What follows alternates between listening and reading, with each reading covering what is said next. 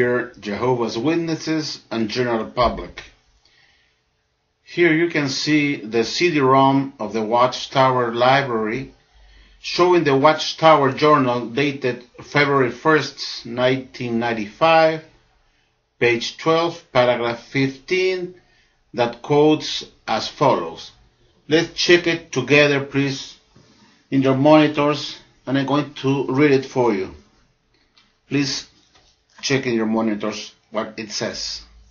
In that discourse in 1923, an effort was made to identify those who fit the Lord's description of the sheep and the goats, but other matters needed to be understood before the full import of the parable will be clear.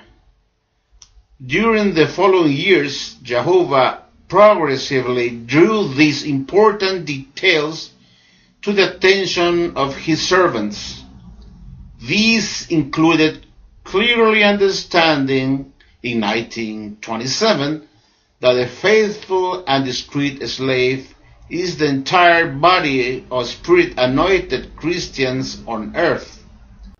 As we have read in this Watchtower magazine dated February 1st, 1995, the Watchtower asserted that in 1923 Jehovah God helped the anointed Bible students living in those years to clearly understand the Lord's description of the parable of the separation of the sheep from the goats of Matthew 25:32 to 33 had begun in 1914 when Jesus' second invisible coming or invisible parousia started in that year of 1914. Judge Rutherford taught in 1923 that preaching the good news of God's kingdom from house to house, this separation would be accomplished, so those who accepted the message were the sheep, and those who refused or rejected the message were the goats. This work, dear friends, of separation of the sheep from the goats will be completed before of the restoration of all things, that is to say, before the Great Tribulation. And that was the teaching given by Judge Rutherford and all his directors regarding the parable of the sheep and the goats. But this article also continues saying to us something that is very important regarding the matter we have read before. That's very important, that need it to be recalled by all of you, and it is the fact that in the year 1927, Jehovah God once again helped understand to his anointed servants in Bethel that the faithful and discreet slave is made up by the entire body of spirit-anointed Christians still living on earth, and not one individual, as was believed and taught by the Watchtower Society until 1927. So, recapitulating all we have said, the Watchtower published in this February 1st, 1995 Watchtower Journal that Jehovah God was the one who helped Judge Rutherford and all his anointed directors of the Watchtower Society, who were ruling the society in those years of 1927, to understand finally that the faithful and discreet slave is made up by the entire body of spirit-anointed Christians still living on earth, and not one individual in particular. These were the anointed remnant still living on earth in 1927 that were part of the 144,000 spirit-anointed Christians with heavenly hope. In other words, dear Jehovah's Witnesses and general public, the faithful and discreet is the entire body of spiritual Israel of God, the 144,000 together with Christ himself. On October 6, 2012, the governing body of the Watchtower Society convened the annual meeting in the Stanley Theater in New Jersey.